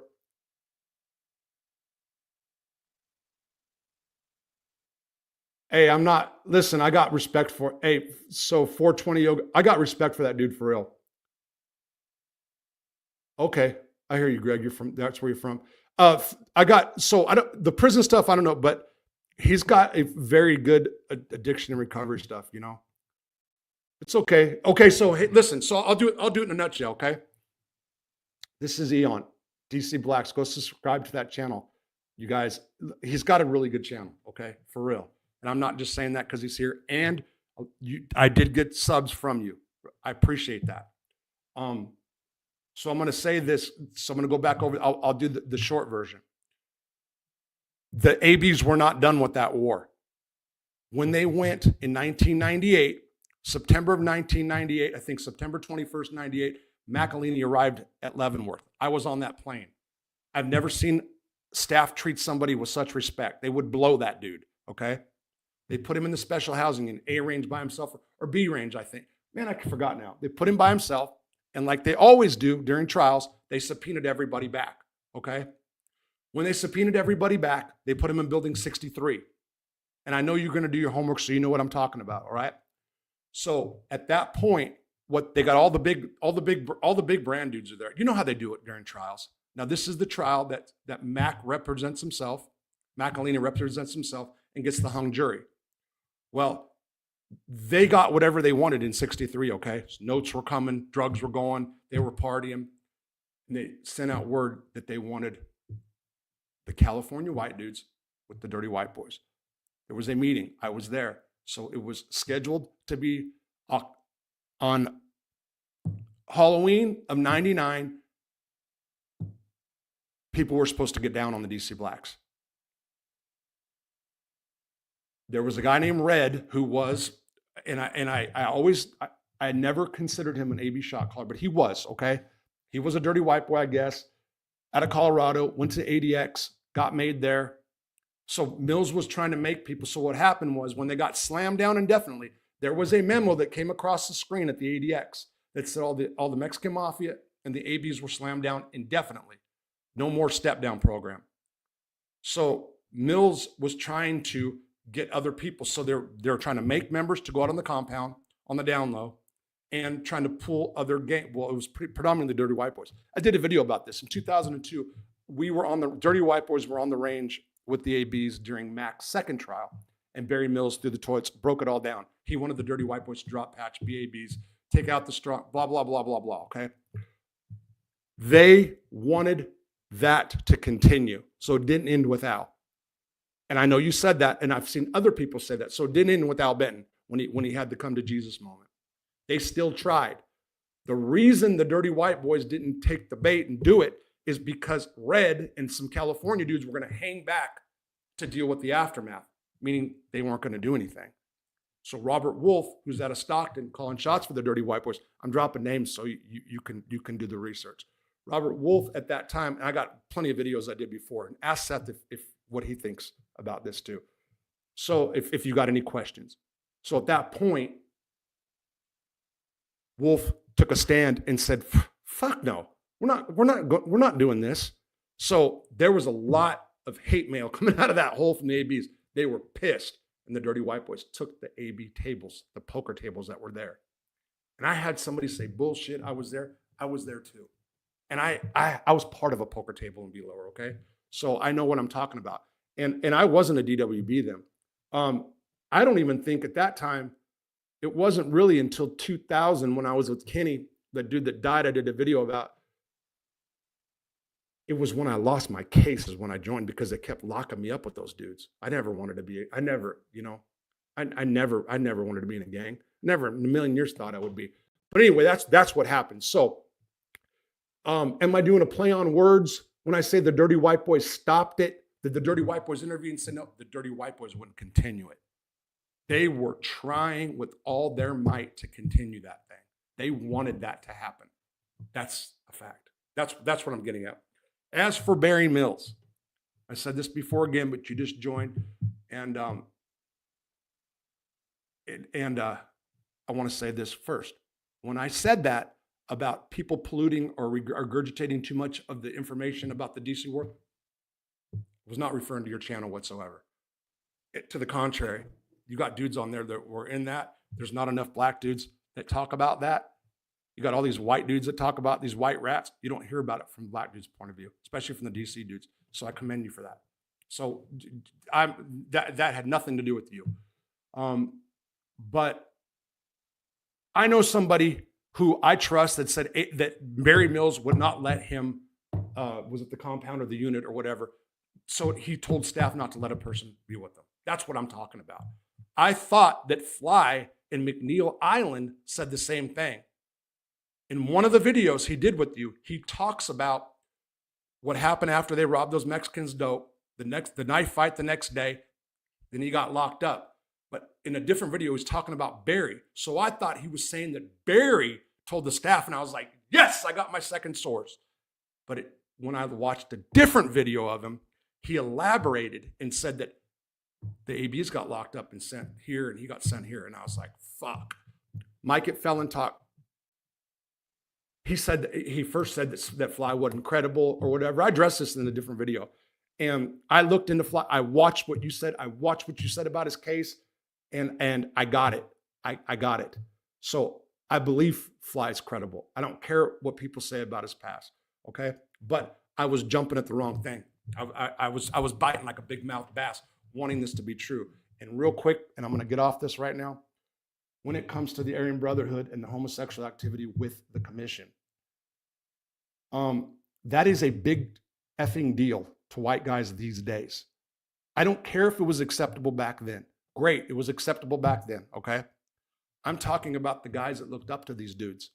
If you would put it to them that way, that would all go away. So my interactions with the Aryan Brotherhood would be that I saw the dirty white boys take the tables from them. I saw them get mad and not be able to do anything from the hole.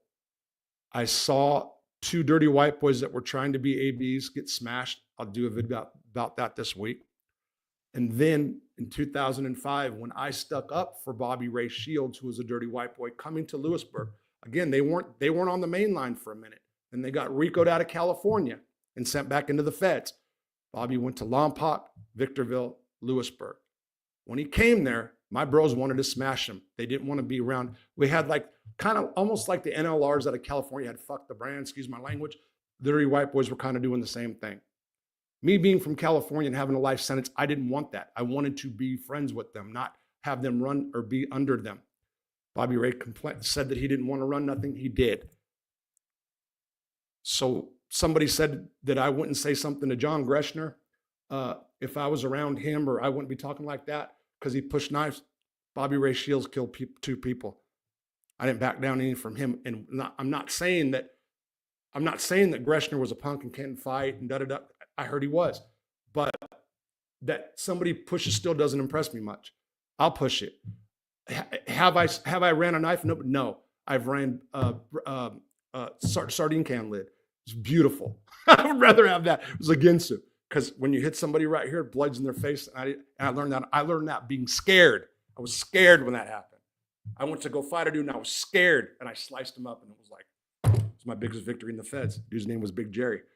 Biggest guy in Leavenworth. So that's my whole little rap. So anyway, get my number from Seth, bro.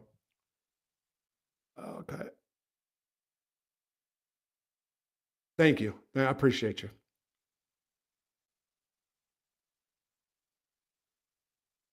Don't go to Oklahoma. Man, Oklahoma casinos, they have those casinos set, man. They do for different days, you know? Okay, hold on. Sorry if I get a little amped. It's a sensitive subject, having two of my brothers leaving from that hellhole. It's okay. It's all right. Okay. What the kid's name? And join the Chinese mafia. Hold on. Yeah, put me on to you straight up. Right on. And I appreciate it. And anything you said. So like I said, just call me. I'll go on. I'll explain everything to you. Okay. Hit me up. Just like I said, just text first. That's all. I'm not sure.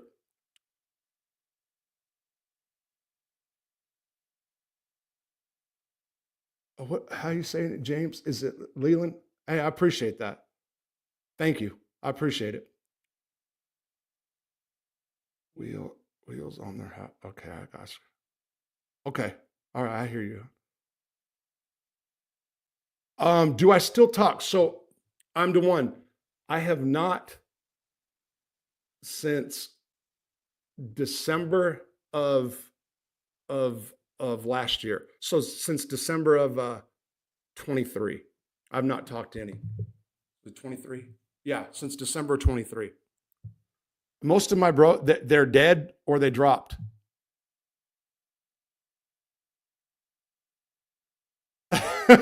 Jim George.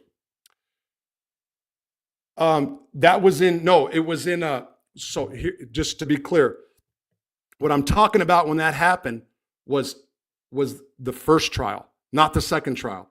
So 1998, 99, that trial. Then they came back in 2000 when Mac got hit. The first trial, a juror fell in love with them. Yeah, and hung the jury. So it was out of that. But I'm telling you, they were on you, dudes. They were, or your people. That was not, they wanted us to go. They wanted white people. So there would have been other white guys involved for sure, you know. And I even, like I said something earlier, but I know some other ones, but I'm not going to do that. But yeah, so it was a serious deal, and it was stopped. Again, I don't want to make it seem like the dirty white boys were saying no because it's DC. No, it was because of the way it was presented. And again, that was when there was a revolt. That's what happened then. That's what happened. And Cisco, you know Cisco? He was a good bro. I heard he dropped, but I don't know. Good. He programmed when he went to Lewisburg. He was a little bit upset because everybody was doing dope and he didn't. Then he started, I guess. But man, you talk about a fighting. Oh my God. People say one of the best fights at USP Terra, fist fights, was Cisco and somebody else. It went from the bleachers to the field and back. I mean, they fought for a long time till they were winded in both. Just, that's what happened. Okay, what do you think about modern day inmates in the prison you were in now? Okay, so again, I was in Washington County Jail, the whitest jail you've ever been in your life. Fayetteville, Arkansas. Oh my God, dude, it's nuts. So, what do I think? I will say at Cimarron so a lot of guys in Cimarron are from Texas and Oklahoma waiting trial. There's like 900 people there, probably 700 are waiting trial. Those dudes were on the ones in the higher levels. So there's like a low, medium, and higher. Those dudes are like, they do Friday fights, where they pick white guys they have to fight every day. They got to work out. They're on that shit. The white dudes are like, man, the white dudes are so much worse than anybody else in prison. They are so much worse. Respect back to you, bro. Shit. What did I do? Oh, shit. Okay. John Campbell was involved in those killings, but I never heard his name. Oh, yeah. And Johnny Campbell, former DWB, I believe. Okay. I got you. Oh, and one more thing. Don Juan, if you contact him, tell him Rob from F Block, by the way, I'll tell you how close we were. I think it was his uncle or nephew. I'm pretty sure it was his uncle. He was in a wheelchair from DC. He used to go to Long Beach every now and then. And me and Donnie put him with my sister. Okay? That's all. So you can say that. Yeah, that happened. That did happen. So took the card tables. Yes, it did. Don Juan is a great dude, man. Yeah, so as far as the recruiting with the ABs, one of the things that happened was at Lewisburg, there's guys that lost respect because Bobby Ray pulled Boulderhead, which I liked a lot. Stone cold dope fiend. That's what I liked about him because he would admit it. I'll never forget. I said, man, I'll go get us a couple papers. He's like, listen, Rob, I'm a dope fiend. I'll promise you that I'll pay you, but I can't say I'm going to. I'm like, dude, here. Just for saying that. And I got him high like multiple times after that. And then Mark Cross Grumpy.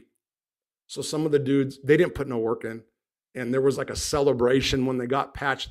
And it made people stop and look at them different, okay? I left like 2 days before that happened, actually. That happened, I know the dates. The 31st is when they got their birth dates. Or the 30th of January, 2007. I left on the 27th. Tina Can. Hold on. Oh,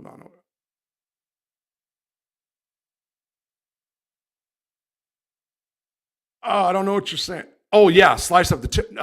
It was a sardine can lid. And let me tell you on that, and there's a video, I did videos about this. Chad Marks had me on about that. I talked about it. And the dude, man, it was a problem, okay? It was a beef that happened. This dude was he was like 6'5" for sure. Big Jerry. I was so afraid. This dude whipped like 4 or 5 of my brothers on the yard. And he lived in the unit with me.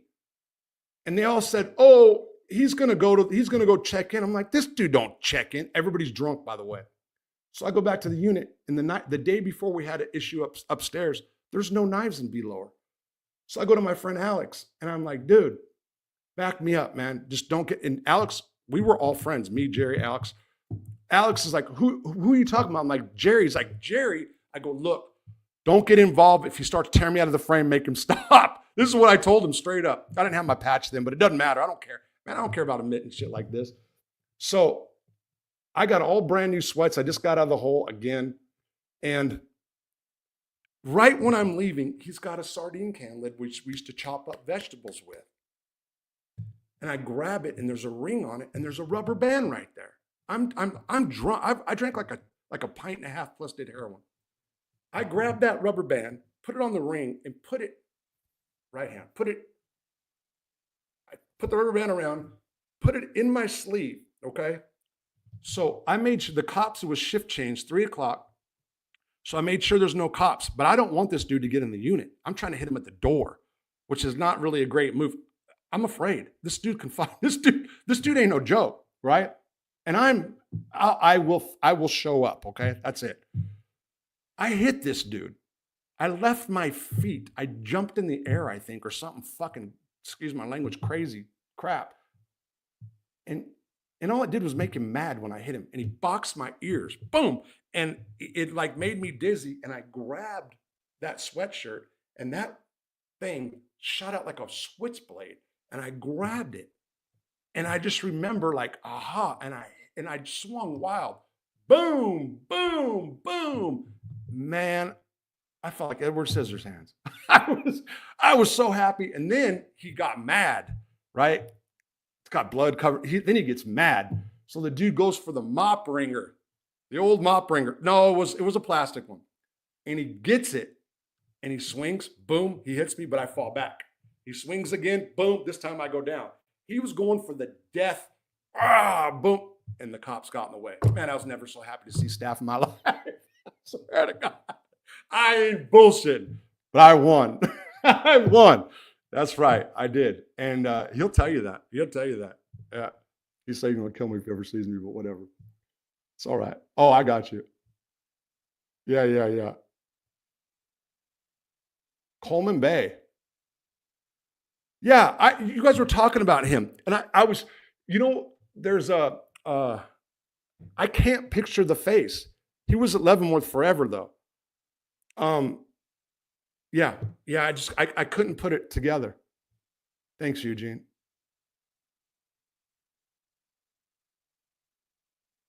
Thank you. Eugene, I'm doing, as far as the drugs and alcohol, man, I've been doing really good. I told you guys when I had a bad zone, but it's always something in my life. Like for example, this week I went freaking nuts on food. The week I was supposed to start working out, I started on Sunday trying to do something. Monday. And today I had to go get tobacco to stop myself from eating. I got that gene. You know what I'm saying? I do. Do blacks do the hair? Is water wet? A lot of dudes out. So I'm going to say this, as far as yeah. So you got blacks from every group that are going to do heroin. New York and DC. When DC dudes came, I said this. When they came, all we heard is it was the warden, man, that told me that I was going to get raped by him and this was going to happen. And those dudes, they were doing the same chase I was. And that's just how it was. And I got along great. I did. No. Oh, there was a midget at Butner Hospital right now. Yeah, first time I've ever seen one. I guess they were short timers. That's fine. But can you name a time when DC guy got smashed by a white group at Leavenworth?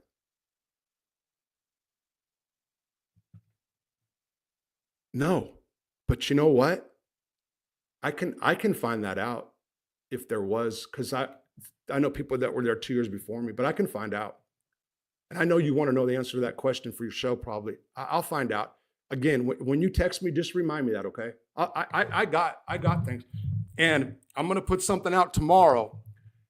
It's about Latin Kings. It's not my lane, really, but I know people will be looking into the prisons. If you got connects in the prisons, guys from New York. Well, it's Chicago, actually. But it's a big on in the feds.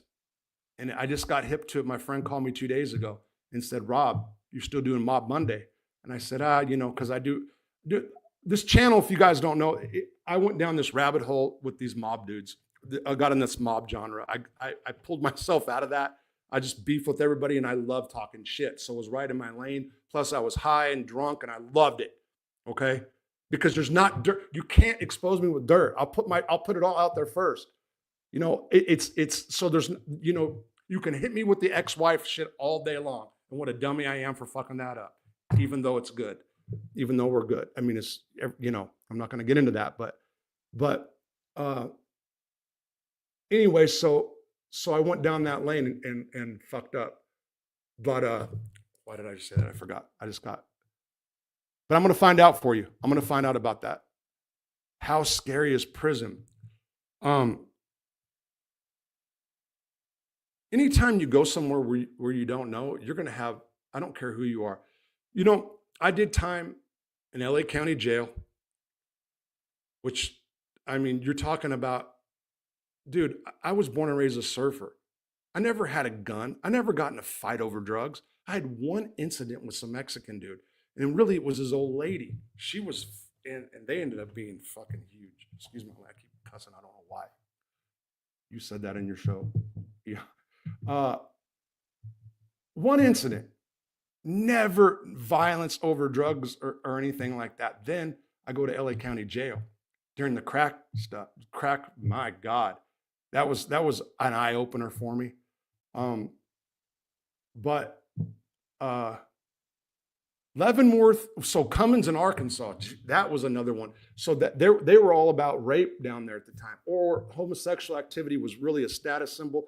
I mean, it was dudes walking out belt loops, holding on dudes belt loops, wearing mop ringers for hair. It was a freak show, right? I was only at Cummins a very short period of time, then went to Calico, which was real soft in Arkansas. So, and that's just a fact. It was actually pretty much all white, a lot of PC cases, kind of. But it was they don't have levels like that. So there's still lifers and stuff there, but nobody black wanted to be there because it was in KKK country. Like the headstones on the graves in Calico Rock have Klan symbols on it. Their family members didn't want to come up there. I don't know how that is now. Things have changed. I've said this many times. Hip hop has changed America. We can say for the better and for the worse. For race relations, better. For cultural reasons, I think worse. We can get into that at a different time. And my two black friends, we won't do that. Yeah. No. Oh no. I was in. He's asking you. DC Blacks, were you in DC Black? Were you in? No, I don't think he was in F Block. I don't think he was there. I was going to say I got there in 2002. I don't know who that is, Jim. I don't know who that is. Oh, okay. Okay, I got it. Oh my God. You got sent to 63? Oh, no.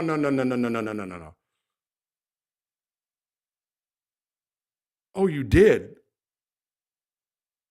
Okay. So, yeah, I mean, they opened up. Okay. So they opened up building 63 in the beginning of 99 for the ABs. Then they shut it down.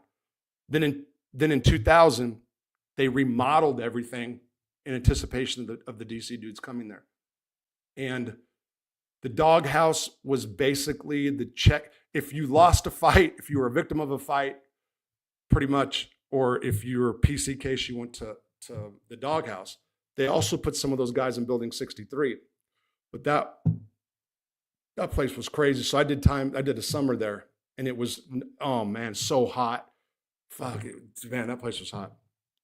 That's what he's talking about at Leavenworth.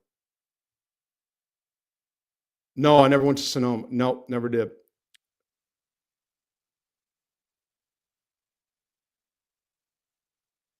Do you remember the year,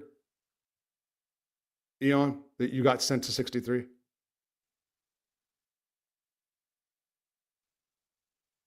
I used to take a girls and meds out. What the Big Mike from Detroit was Leavenworth in 94 and knocked out a snowbite and got his jaw wired. Big Mike was Snail's right hand. Oh, okay. Okay. Yeah, I'm not sure about that. Oh, 2001. Okay. Yeah. So I was there. I was there. Uh, Pretty much in the hole, probably. Legendary Peckerwood. Yeah.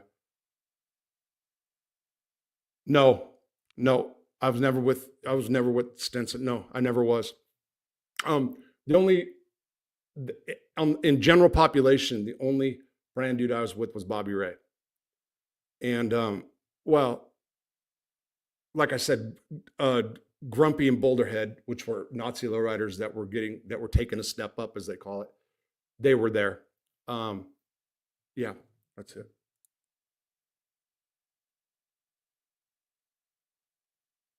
Frank Calabrese is the only mob guy I did time with. From Chicago. No, there was some in the hospital. Actually, if I have Benny Geritano on ever again, there was a bunch, but I don't remember them that much. But Calabrese was there. Yes. Wes was Baby Girl. Really? Flying Snail, huh? In the 70s? No, I wasn't. I don't remember. I don't remember that. A white guy being in the Chinese mafia. I don't. I don't. Oh, spit this tobacco up. Excuse me. Do you guys know what RC Cola is? Does anybody? Because a lot of guys don't even know what it is.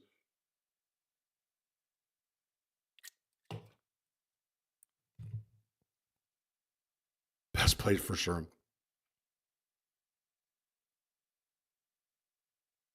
Anyway, look, guys, I've been on 2 hours. Fuck, it's 10:30. Yeah, I'm gonna go ahead and close it up. I appreciate everybody for being here. Let me just make sure. They called him the White Devil. Yeah, I'm gonna go ahead and close and kill some of these flies. Left the door open today. There's always, in almost every video that you see me, there's flies. And even during my lives. I came home and this house was wrecked and some of the screens are ripped open and there's no, oh, man, anyway, I had the back door open and I didn't realize I left it open all day. So I'm getting buzzed around right now too. Anyway. All right. I'm gone, you guys. Thanks for showing up. I'll do a live here in a couple days. Take care. Give me a call.